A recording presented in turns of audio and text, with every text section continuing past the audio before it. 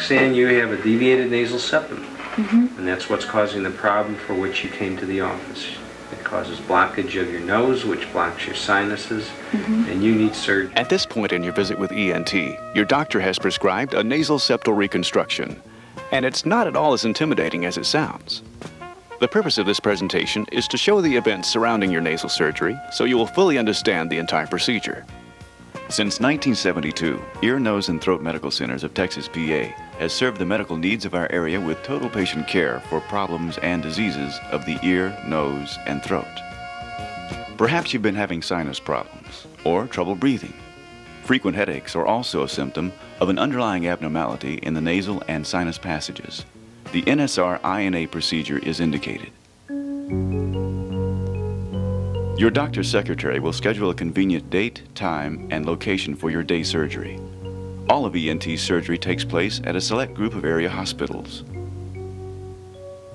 Garland Community, Baylor University Medical Center, Baylor Surgicare, Charter Suburban, Doctors Hospital, Memorial Hospital of Garland, Mesquite Community Hospital, Presbyterian, Gaston Episcopal Hospital, and in the near future, Lakeside Community Hospital in Rowlett. If you have insurance, the authorization of direct payment will be signed at this time. ENT staff of insurance counselors will assist you in obtaining appropriate reimbursement from your insurance company. ENT is happy to provide insurance counseling as a special service to you. Okay, well, how are you doing today? Are you all ready for tomorrow? Yes, sir. You will see your doctor for your scheduled pre-op visit the day before surgery. Your pre-op visit begins with a general checkup from your doctor. He will explain the benefits of your surgery, the possible alternative treatments, medications that may be taken, and the possible complications of surgery. You will be reminded not to eat anything after midnight the night before surgery, when to be at the hospital, and what to expect when surgery is over.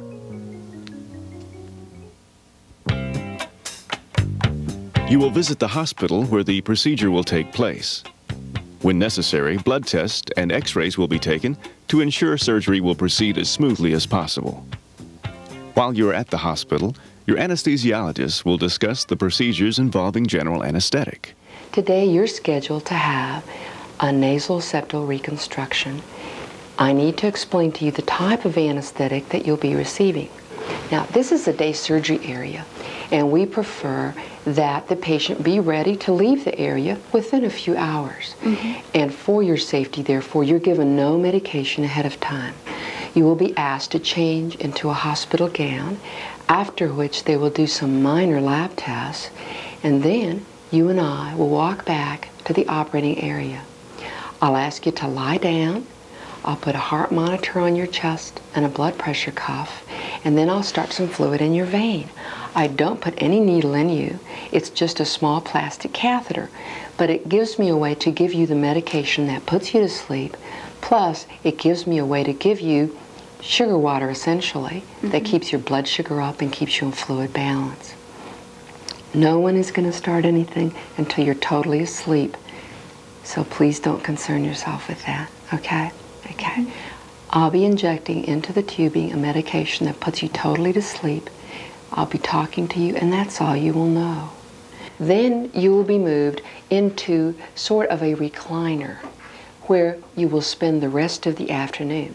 Now your IV, your intravenous fluid, will remain with you in case you should need any pain relief. That will be utilized.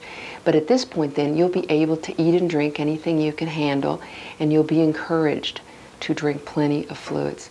You will spend the afternoon in the recovery area, after which time part of your packing may be removed, or it may stay with you until it's removed the following day by your surgeon or someone in his office. That will be decided by the amount of surgery that you need and by the procedure itself, whether you had polyps or how involved the procedure was.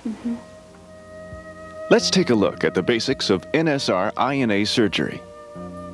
This is an example of a deviated septum. The crooked cartilage and bone interferes with breathing and sinus drainage. Incisions are carefully made inside the nose to provide access to septal cartilage and bone. and to preserve as much delicate mucosal lining as possible. Cartilage and bone are readily accessible once the mucosal lining is elevated. Portions of the deviated septum and bone are either trimmed, reshaped, repositioned, or removed. Just enough septal cartilage and bone is trimmed to correct deviations, maintain support, and give maximum breathing space. In some cases, the drainage passages to the sinuses will not be functional and will need to be corrected. During surgery, anastostomies will be performed, which will enlarge the drainage passages to your sinuses. After surgery, you will be taken to a special recovery area and will be closely observed. As you come out of the anesthetic, your doctor or his nurse will make sure that you are ready to be released. In most cases, packing or internal splints are required on both sides of the nose to reposition the mucosal lining and hold the septum in place. Packing also reduces bleeding and the chance of internal scarring. Do not hit or move any portion of your dressing. Either could displace nasal structures. You will probably have to breathe through your mouth and expect some throat dryness and irritation. The packing will remain in place until your doctor or nurse removes it at the end of the day. Now that your surgery is complete, you will experience stuffiness in your nose, some headache, and perhaps some pain in the tip of your nose, which is related to the incision. This is normal, as any nasal surgery will cause swelling and some resultant pain. The splints will remain in your nose for 1 week to ensure adequate repositioning of your septum. During this week, it is normal to experience stuffiness, pain, and to see some flecks of blood. You will use nasal mist, antibiotic, and pain reliever prescribed by your doctor. Over the next 3 or 4 days, take it easy. Be careful not to lift anything heavy. Try to stay off your feet as much as possible. Should any problems arise, your doctor or nurse are on call 24 hours a day. Hi. How's everything going? Good, thank you. Okay, we're just going to be slipping your splints out and you're going to be feeling a whole lot better. Okay. As per your schedule, you will return to ENT within a week after surgery. Your splints will be removed by your doctor or nurse. You may blow your nose at this time, and a minimum of medication will be required. It may be necessary to take post-operative X-rays at this time. We may also take a blood sample to evaluate your allergic reactions to food and airborne pollen. This allows us to be sure no allergies are inhibiting your ability to breathe. This evaluation completes the Nsri procedure. Now you can enjoy the benefits of sinus and nasal passages that function well, providing adequate, unobstructed breathing. You may wish to consider other available cosmetic procedures while you're undergoing general anesthetic for your Nsri surgery. Because ENT's doctors are facial cosmetic surgeons, they can perform a number of improvements on the appearance and structure of your face and neck. Here are some examples. The external nasal reconstruction changes the appearance of the nose. This may be necessary if there has been a previous injury or for cosmetic reasons. This may involve changes in the tip or profile of the nose. Other elements may have to be changed as well. A malar implant augments and highlights the cheeks. The appearance of high cheekbones enhances the structure of the face. The chin may not project forward in accordance with the rest of the face. Through mental augmentation, an implant can be used to accent and give a more substantial appearance to the chin. A submental lipectomy removes fullness and redundant skin to give the neck a more trim and youthful appearance.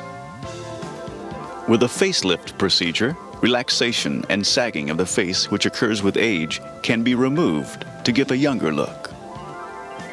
Cosmetic ear surgery improves prominent ears or irregularities of the ear by minimizing the supportive cartilage.